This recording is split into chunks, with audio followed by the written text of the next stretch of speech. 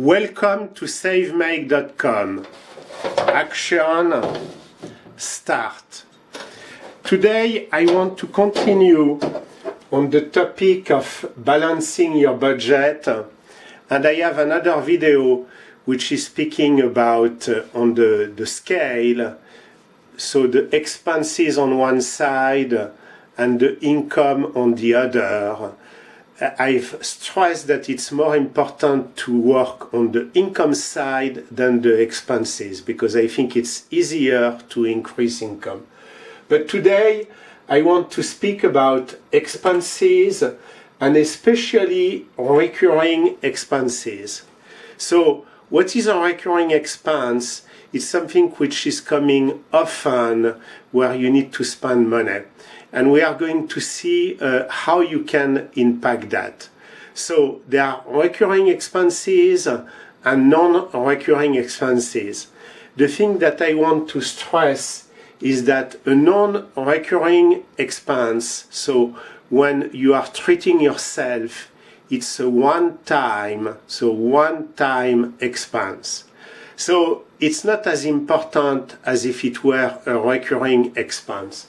And we are going to speak about that. So here I've put together a chart with different kind of expenses.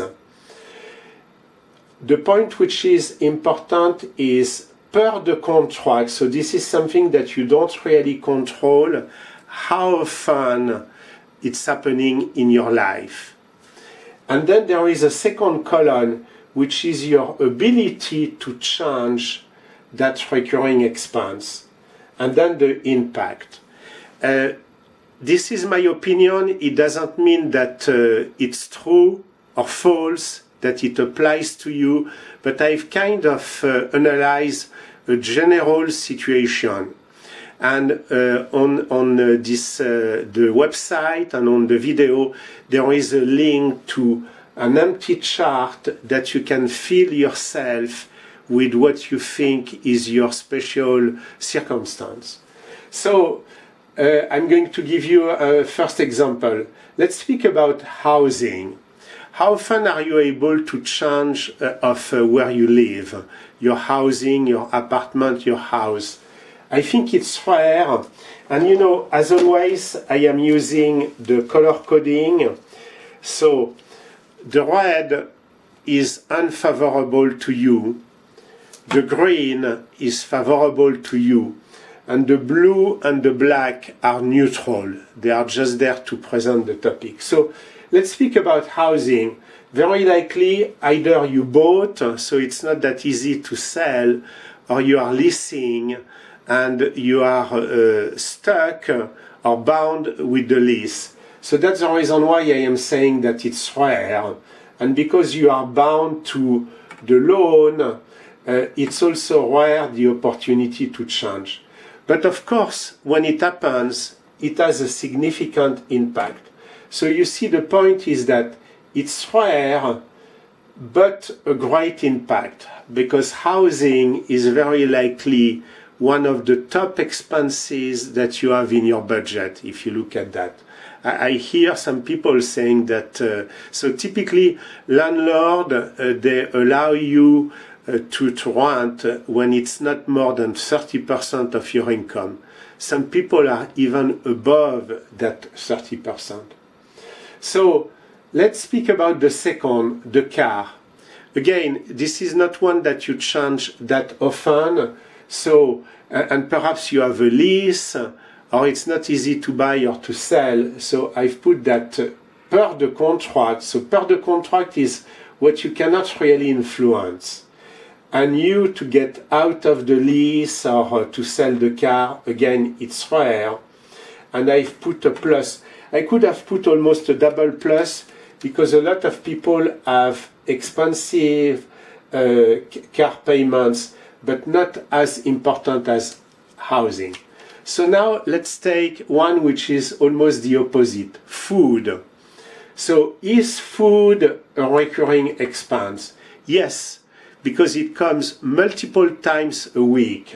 So it comes often, and I've put that it's both on the contract and you, because you are making the decision what you buy and when you buy very often.